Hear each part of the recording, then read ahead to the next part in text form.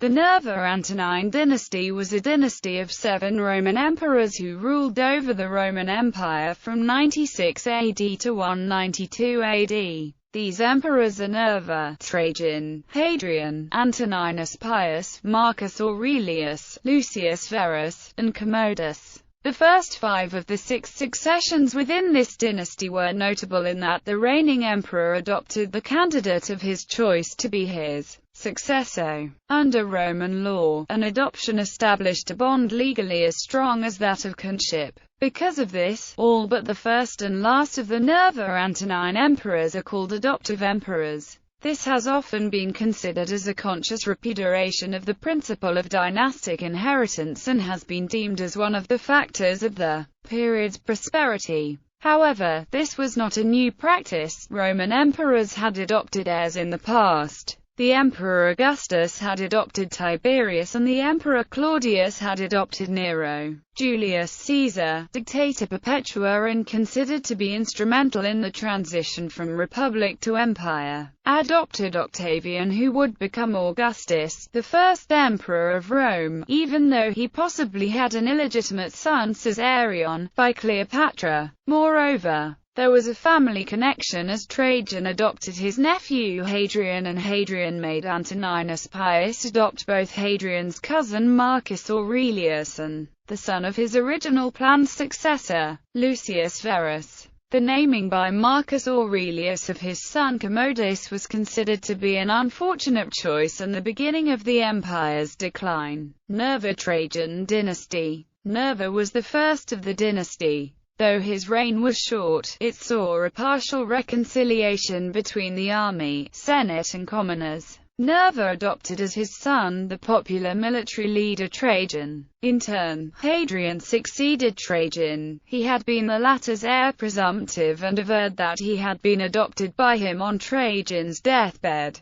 Nerva, Trajan, Hadrian, Antonine dynasty. The Antonines are 4 Roman emperors who ruled between 138 and 192. Antoninus Pius, Marcus Aurelius, Lucius Verus and Commodus. In 138, after a long reign dedicated to the cultural unification and consolidation of the empire, the Emperor Hadrian named Antoninus Pius his son and heir. Under the condition that he adopt both Marcus Aurelius and Lucius Verus. Hadrian died that same year, and Antoninus began a peaceful, benevolent reign. He adhered strictly to Roman traditions and institutions and shared his power with the Roman Senate. Marcus Aurelius and Lucius Verus succeeded Antoninus Pius in 161 upon that emperor's death, and co-ruled until Verus' death in 169. Marcus continued the Antonine legacy after Verus' death as an unpretentious and gifted administrator and leader. He died in 180 and was followed by his biological son, Commodus.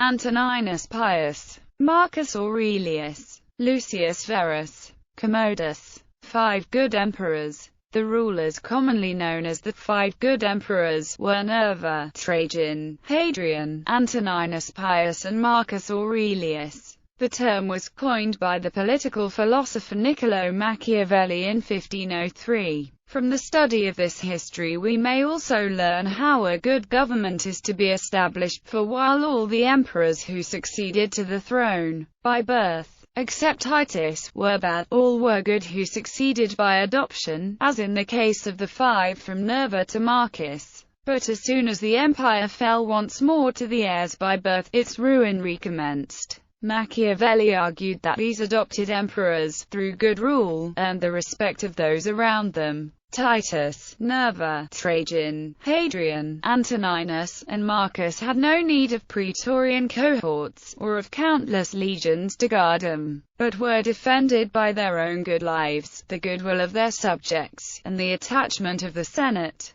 The 18th-century historian Edward Gibbon, in his work The History of the Decline and Fall of the Roman Empire, opined that their rule was a time when the Roman Empire was governed by absolute power, under the guidance of wisdom and virtue. Gibbon believed these benevolent dictators and their moderate policies were unusual and contrasted with their more tyrannical and oppressive successes. Gibbon went so far as to state, if a man were called to fix the period in the history of the world during which the condition of the human race was most happy and prosperous, he would, without hesitation, name that which elapsed from the death of Domitian to the accession of Commodus. The vast extent of the Roman Empire was governed by absolute power, under the guidance of virtue and wisdom. The armies were restrained by the firm but gentle hand of 4 successive emperors, whose characters and authority commanded respect.